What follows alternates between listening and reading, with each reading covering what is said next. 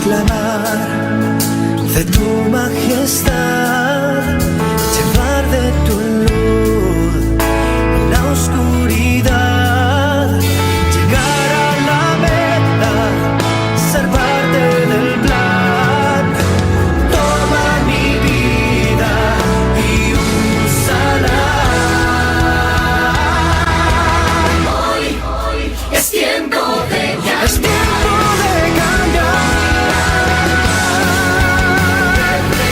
Tu amor al mundo, ya no puedo esperar. Te quiero alabar. Mi vida hoy yo te la entrego.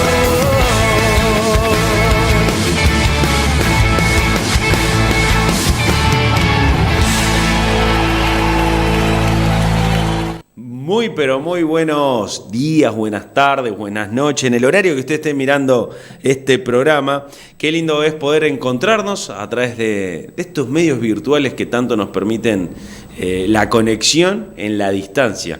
Y creo que si algo hemos aprendido en esta pandemia es que no hay nada que nos separe si están las intenciones de vernos, y a través de las videollamadas, a través de las distintas redes sociales, podemos estar cerca. Creo, y gracias a Dios me parece que no nos hemos acostumbrado y la virtualidad no suplanta la presencialidad. Pero bueno, en estos tiempos tan complicados hemos tenido que aprender a vivir con la virtualidad y bueno, a utilizar mucho más los medios que tenemos. Y bueno, agradecemos acá a Canal 8 esta oportunidad de llevar adelante este programa y de poder estar con ustedes esta media hora, quizás allí, mientras están cocinando, mientras están almorzando, cenando, merendando o haciendo la tarea que estén haciendo. La verdad que es un privilegio poder estar con ustedes un ratito allí en sus casas y que ustedes puedan estar un ratito aquí con nosotros. Así que bueno, bienvenidos, y espero que sea un tiempo para pensar, para reflexionar, y como dice la canción introductoria de este programa, ¿no? Es tiempo de cambiar. Creo que todos los días tenemos que cambiar, tenemos que aspirar a superarnos, y gracias a Dios, primero por sus bondades y permitirnos abrir los ojos un día más, pero también gracias a Él por sus bondades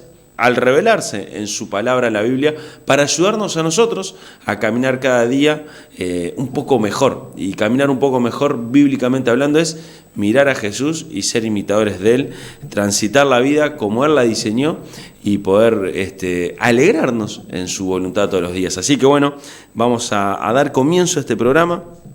El día de hoy vamos a estar hablando, y ya un poquito en esta introducción lo decía, vamos a estar hablando de la palabra de Dios.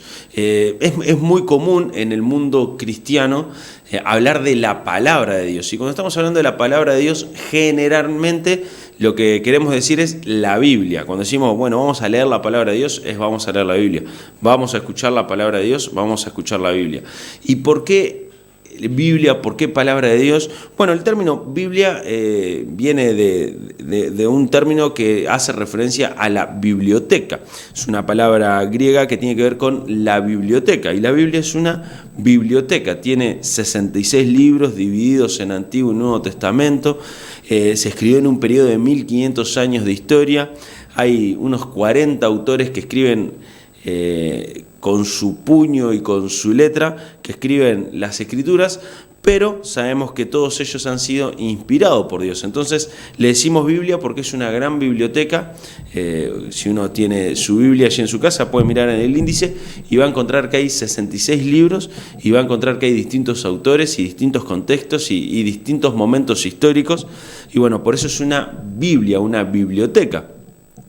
Pero esa biblioteca para nosotros tiene un significado muy especial. No es un libro más, sino que es Dios revelándose al mundo para ser conocido. Y por eso decimos que es la palabra de Dios, en este caso escrita, para que nosotros podamos conocerla. Así que esta mini biblioteca es la palabra de Dios para ser conocido. Dios se ha revelado a través de la Biblia para ser conocido. Y este punto es sumamente importante, porque si alguien se revela para ser conocido, se espera naturalmente que quien está recibiendo el mensaje, ¿no?, quien está siendo el receptor del mensaje, Preste atención para conocer. No sé si alguna vez les pasó de estar en una reunión charlando con distintas personas y quizás solo me pasan a mí estas cosas, pero darte cuenta de que no te están prestando atención, estás contando algo y la gente está mirando como por otro lado y a veces casi que decís, voy a terminar la historia acá porque nadie me está prestando atención. Y de hecho alguna vez hice el experimento de cortar en bruto la conversación, o sea, la historia y cambiar de tema a ver qué pasaba y no pasó nada, o sea, efectivamente ya había perdido la atención del público.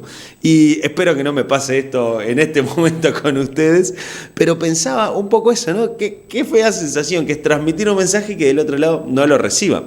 Qué feo es también cuando le estás diciendo algo a alguien y se te ofende, y vos en una buena le estás diciendo, che, mirá, estaría bueno esto, y se te ofende, se te enoja, te trata mal, y dice, ¿para qué te dije? O sea, mejor no te hubiese dicho nada, me hubiese guardado las palabras. Entonces, las conversaciones tienen esto, que cuando uno emite un mensaje, lo que espera naturalmente es que el receptor reciba el mensaje y responda. Y habitualmente queremos que la gente responda bien. A veces son situaciones complicadas donde estamos discutiendo y bueno, no podemos esperar que el otro responda bien si nosotros arrancamos mal. Pero en concreto, y mirando la Biblia como la palabra de Dios, es Dios emitiendo un mensaje para que nosotros los receptores tengamos una respuesta frente a este mensaje. Y la respuesta que Dios plantea en su palabra es que seamos obedientes. Dice el apóstol Juan, ahí en 1 Juan, dice, si me amáis, ¿no? Jesús está diciendo, si me amáis, guardad mis mandamientos. Y los mandamientos son la Biblia, son la palabra de Dios revelada para nosotros, para que podamos conocerle. Y en cierto sentido, o sea, no en cierto sentido, sino en parte sí, en parte no, sino que parte de la intencionalidad de Dios es que le respondamos conforme a su voluntad, que podamos tener una relación de ida y vuelta, que sea una relación realmente de padre a hijo, de ese padre perfecto que quiere lo mejor para nosotros y que nosotros seamos hijos obedientes que disfrutamos de nuestra comunión con Él. Entonces, qué lindo es saber que Dios se ha revelado para ser conocido. Él ha emitido un mensaje para que nosotros lo recibamos y respondamos. Esto es fantástico. Pensar que el creador del universo, que el creador de todas las cosas, se disponga a hablar con vos, a hablar conmigo en este momento, a mí realmente me explota la cabeza. Pensar que el que sustenta todas las cosas, uno puede creer en Dios o no creer en Dios, pensar que todo es cuestión del azar. A mí personalmente me cuesta muchísimo creer que todo esto proviene de la nada. Realmente mi mente y mi corazón me llevan a pensar que hay un diseñador inteligente, que hay alguien que ha hecho las cosas de forma tan perfecta para que nosotros podamos disfrutarlas, y qué fantástico que es que ese alguien quiera relacionarse personalmente con nosotros. De nuevo vuelvo a los ejemplos cotidianos. No sé si alguna vez les pasó de estar frente a una eminencia humana importante. Estoy seguro que acá en el canal en muchas oportunidades han venido personas de renombre, ¿no? No sé si alguna vez vino un presidente en ejercicio al canal, pero algún senador, algún diputado, algún ministro. Y imagínatelo, viene, está frente a vos y que vos tenés la oportunidad de hacerle un planteo y no se lo plantees, le digas, que no, ni me va a escuchar, ni no sé qué. Y al final no sabés si te iba a escuchar porque nunca lo hiciste. Ahora, Dios es, salvando todas las distancias, ¿no? Es la eminencia de las eminencias, es el creador de todas las cosas y Él intencionalmente se acerca para que nosotros podamos revelarnos a Él. Él se revela a nosotros para que nosotros nos revelemos en el sentido de mostrarnos tal cual somos frente a Él. Y ese es el ida y vuelta que hay con la palabra de Dios, con la Biblia. Dios se revela para que le conozcamos. También nos conocemos mucho más nosotros cuando leemos la Biblia, para que conozcamos cuál es su plan, para que conozcamos cuáles son sus directrices, para que conozcamos cuál es el corazón de Dios, cómo es Dios, para que nos dejemos de divagar en nuestras mentes, para que realmente conozcamos a Dios como Él es y como Él quiere ser conocido. Y en función de eso debe haber una respuesta. Y yo quiero invitarlos, si tienen sus Biblias allí cerca o si tienen en sus celulares, que busquen el libro de Mateo. Este es el primer libro del Nuevo Testamento. El Nuevo Testamento comienza con 4 libros, Mateo, Marcos, Lucas, Juan. Son 4 libros que son una especie de biografías del Señor Jesucristo. Si bien no son esa biografía que uno quisiera, con todos los detalles, con los pormenores, con a dónde estaba cuando tenía 5 años, con a qué jugaba, sino que hay hechos que son los hechos que los autores recogen como más significativos para poder transmitir la vida del Señor Jesucristo. Y como entendemos que la Biblia es inspiración divina, esto nos llega porque es lo que Dios quiere que nos llegue. Entonces, vamos al libro de Mateo, vamos a estar mirando allí, y yo no voy a hacer un estudio exhaustivo de estos capítulos, sino que quiero marcar un temita que es la voz de Jesús. Recién hablamos de la palabra de Dios, y la voz de Jesús, Jesús hablando, Jesús transmitiendo algo con su boca, nos va a mostrar el poder que la palabra de Dios tiene y que realmente tiene para nuestras vidas hoy, aquí y ahora. Y si vamos al capítulo 5 de Mateo, nos vamos a encontrar, si ustedes ahí en sus Biblias tienen títulos, se van a encontrar con que el título ahí del capítulo 5 tiene que ver con el Sermón del Monte o las Bienaventuranzas. El Señor Jesús va a comenzar su vida pública de testimoniar que es el Hijo de Dios, de decir soy Dios encarnado en la tierra, y va a comenzar en forma progresiva a mostrarse, a revelarse. Y una de sus primeras grandes acciones es dar un gran discurso. Esto del Sermón del Monte es un gran discurso. Podríamos decir que en cierto sentido, si lo llevamos al mundo político, que es la plataforma, que es el programa político que el Señor Jesús va a plantear. Claro que no es un programa político que la intención es captar votantes, sino que a medida que uno lo lee, lo que se da cuenta es que exige de cada uno de nosotros una devoción continua a Dios. No es... Lamentablemente creo, por lo menos en Uruguay, cada vez más, no sé por qué, pero nos vamos acostumbrando a las promesas incumplidas, ¿no? Los candidatos nos hacen un montón de promesas, terminamos votando y después vemos que no las cumplen. Y eso si se nos hace costumbre es malo, porque terminamos votando por camiseteros, ¿no? Por casi como un equipo de fútbol. Lo voto a muerte y no me importa, y a veces te prometió 1000 cosas y nunca las cumplió. Pero bueno, ese será otro tema. Cuando hagamos debate político acá con Román, discutiremos la sociología de la política.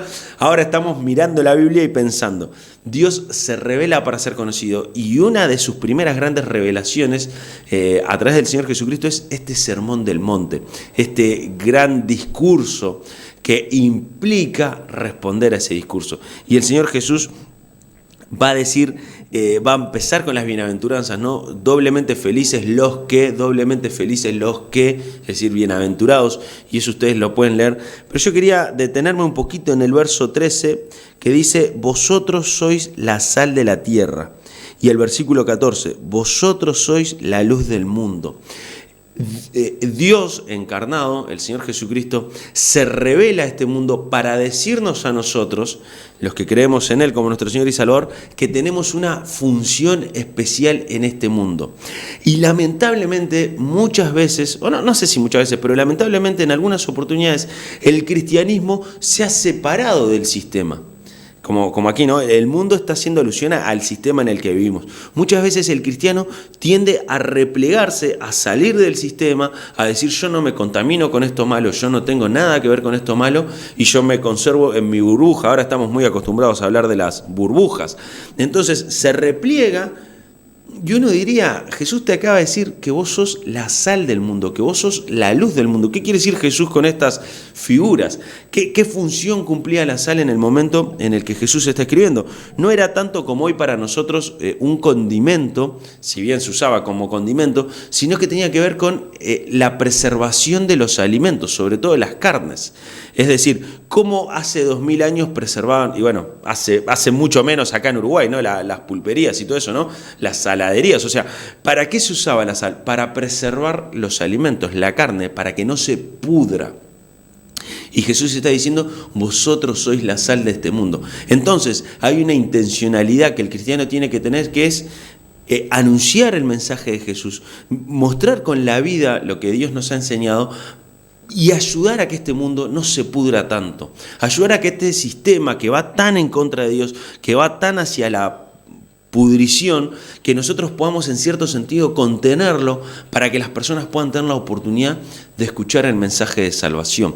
Entonces, estamos en un mundo que se tiende a pudrir, pero nosotros tenemos una funcionalidad que es ayudar a que se preserve, y que se preserve para que pueda tener la oportunidad de recibir la palabra de Dios, el mensaje. Y Jesús dice, ustedes son la luz. Y después va a hablar, ¿no?, la importancia de la luz sobre un monte, alumbrando, mostrando acá hay un faro y no una luz escondida bajo un cajón.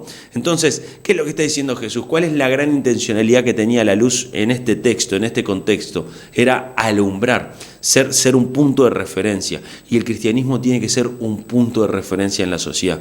Tiene que ser una voz que anuncie el mensaje de salvación, y que al que está en tinieblas, cuando está en tinieblas, cuando se da cuenta está en tinieblas y tiene que buscar un punto de referencia, así como esos faros en el medio del mar o llegando a las costas están ahí mostrando un punto de referencia para los barcos, así el cristiano tiene que ser un punto de referencia. Y todo esto Jesús lo está diciendo, es la palabra de Dios, es la voz de Jesús. Y ustedes pueden seguir leyendo después hasta el capítulo 7, este gran discurso que Jesús va a dar, que tiene que ver con mostrarnos a nosotros que el cristianismo tiene intencionalidad activa, tiene que mostrarse en forma activa, tiene que activar y activar a otros. Y Jesús va a dar este gran discurso. Y al final termina el capítulo 7 con este gran discurso, y el Señor Jesús va a decir en el 7:24, cualquiera pues que me oye estas palabras y las hace, lo compararé a un hombre prudente que edificó su casa sobre la roca. Descendió la lluvia, vinieron los ríos, soplaron vientos, golpearon contra aquella casa y no cayó, porque estaba fundada sobre la roca. Y después va a decir, al que escuchó y no hizo, lo compararé a una casa edificada sobre la arena. Vinieron lluvias, viento y no aguantó.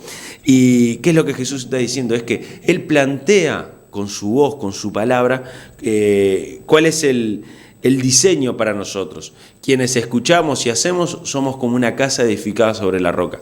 Vendrán situaciones difíciles, vendrán situaciones adversas, y de hecho nos tocará partir de esta tierra, pero sabremos que estábamos bien fundados porque hicimos su voluntad. No que nuestra salvación dependa de lo que nosotros hagamos, sino que nuestros frutos dependen de si tenemos la salvación.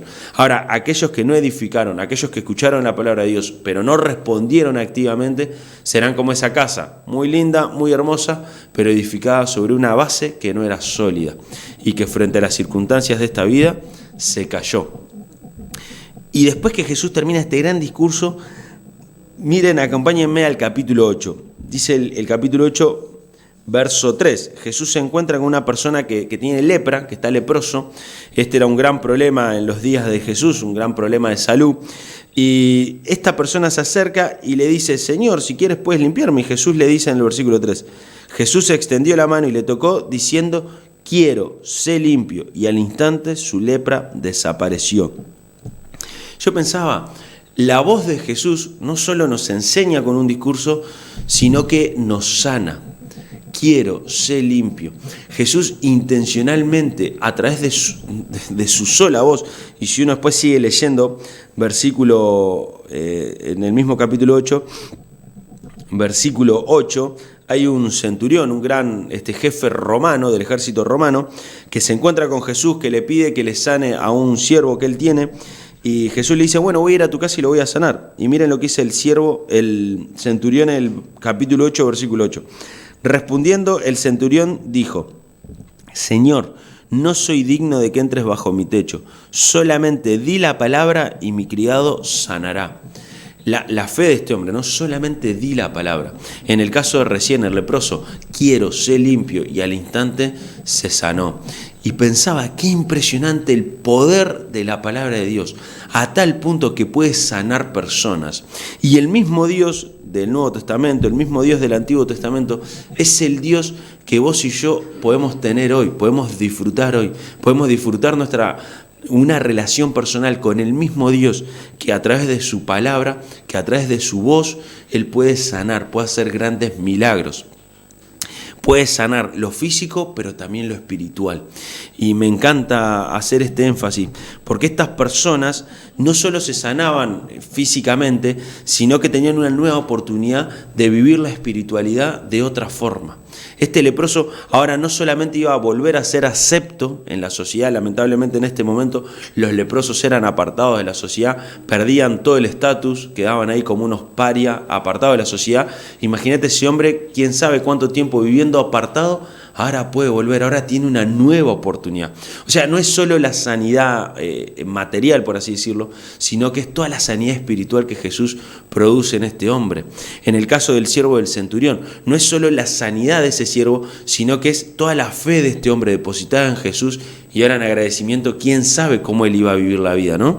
Y pensaba en esto, qué interesante. Jesús habla, pero Jesús también a través de su palabra actúa. Esto es interesantísimo. Generalmente nosotros decimos, una cosa es lo que decís y otra cosa es lo que haces. Pero en Jesús vemos que su palabra es acción, que su palabra produce hechos materiales concretos. Y esto me parece fantástico. Y Jesús, si seguimos estudiando, vamos a ver que continuamente a través de su palabra genera hechos concretos. Entonces, si ese Dios es el mismo Dios que escribe esta Biblia, cuando yo leo la Biblia, tengo que leerlo en clave de es Dios que está hablando y su palabra puede producir hechos concretos, dependiendo claramente de cómo la leo, dependiendo claramente si realmente hay fe en mi lectura, si yo realmente estoy dedicando un tiempo de fe a poder escuchar lo que Dios tiene para decirme. Y esto de fe no es esa ilusión mágica que tienen los niños cuando son chiquitos de que va a venir el ratón Pérez a buscar sus dientes, o de que va a venir Papá Noel, o que van a venir los reyes, o no sé cuántas imaginaciones el niño pueda tener. La fe no es eso. La fe es realmente entender y creer que Dios es lo que me sostiene, que el Evangelio es el mensaje que yo necesito para estar completo. Y no es una fe, una ilusión ahí para que como tontos respondamos a un sistema religioso y no cuestionemos nada. No, claro que no. Dios nos enseña a cuestionar, Dios nos enseña a discutir. El tema es que es lo más racional que yo he encontrado en mi vida. Si lo pienso desde la racionalidad, es lo más racional. Y si lo pienso desde la espiritualidad, es lo que realmente me llena. Y esto es interesante poder pensar y podríamos hablar muchísimo sobre este tema, pero yo ya creo en el Señor Jesucristo y quiero compartirles a ustedes lo que va transformando mi vida todos los días, y es pensar, la palabra de Dios a través del discurso transforma, pero también la palabra de Dios genera acciones concretas. Y si seguimos mirando capítulo 8, nos vamos a encontrar con el versículo 32 y dice, Él les dijo, id, y ellos salieron y se fueron. ¿Qué está diciendo el Señor Jesús? Ustedes pueden leer después la historia tranquilos en su casa. El Señor Jesús se encuentra frente a una persona que está endemoniada. Sí, así como lo escucharon, endemoniada. Y el Señor Jesús se encuentra con esa persona llega al encuentro con Jesús, los demonios están temblando porque están frente al Creador del universo y le piden, déjanos salir de acá en paz, en cierto sentido. Y Jesús le dice, bueno, id. O sea, les ordena. Con esta palabrita, que es un poco más larga en el griego, pero en el español, con esta palabrita de 2 letras, el Señor tiene autoridad sobre las potestades demoníacas. Y esto me parece fantástico. La palabra de Jesús nos enseña a través de los grandes discursos, la palabra de Jesús sana, es decir, Él emite palabras y se generan hechos concretos, y la palabra de Dios tiene autoridad sobre las potestades demoníacas, sobre el demonio mismo, sobre toda la maldad que Satanás tiene en este mundo. Jesús tiene autoridad. Su sola palabra puede más que todas las acciones del enemigo. Y esto es esperanzador. Saber que mi equipo juega, pongámoslo en términos futbolísticos. Imagínate, armamos un partido de fútbol acá con Román, que está en la producción acá, y está... Del otro lado, ¿está el mejor amigo de Román o está Messi para elegir? ¿A quién elegimos? ¿Qué te parece? Queremos ganar, ¿no? Entonces vamos a elegir a Messi. Después invitaremos a comer un asado al mejor amigo de Román y le pediremos perdón. Pero cuando querés ganar tenés que elegir al mejor jugador. A veces en las películas nos muestran eso, ¿no? Que los equipos esos que ninguno sabe jugar terminan ganando. Pero en la vida real generalmente ganan los mejores, ¿no? Sobre todo en lo deportivo. Y pensar en Dios en cierto sentido así creo que nos ayuda. ¿A quién vamos a elegir para que esté en nuestra vida, en nuestro equipo de acción continuo? Y Dios con su sola palabra puede contra ejércitos de demonios. Y esto es fantástico. Y yo no quiero exagerar los demonios y Satanás y eso, no me interesa. Pero es verdad que existe la actividad demoníaca, es verdad que existe un mundo espiritual que nosotros no vemos. Pero no me importa tanto conocer aquello malo, sino saber que quien está conmigo tiene autoridad y potestad sobre todo eso que también existe. No me interesa conocer el nombre de cada demonio y qué tengo que hacer yo para sacármelo encima, no, porque yo sé que conmigo está el que puede contra todo eso. Yo sé que el que está conmigo es mayor que el que está contra mí. Y con esto yo tengo la certeza y la tranquilidad de que puedo confiar en su palabra, porque Él obra con poder. Y si seguimos leyendo, vamos a llegar al capítulo, si seguimos leyendo, vamos a llegar capítulo 9, vamos a seguir viendo a Jesús sanando, vamos a ver a Jesús llamando en el capítulo 9, quería mostrarles, capítulo, ya me queda poquito tiempo, antes, capítulo 8, versículo 23, entrando él en la barca, sus discípulos le siguieron, y ahí se da una gran tormenta. Y en el versículo 26 dice, entonces levantándose, reprendió el mar y a los vientos y se hizo gran bonanza.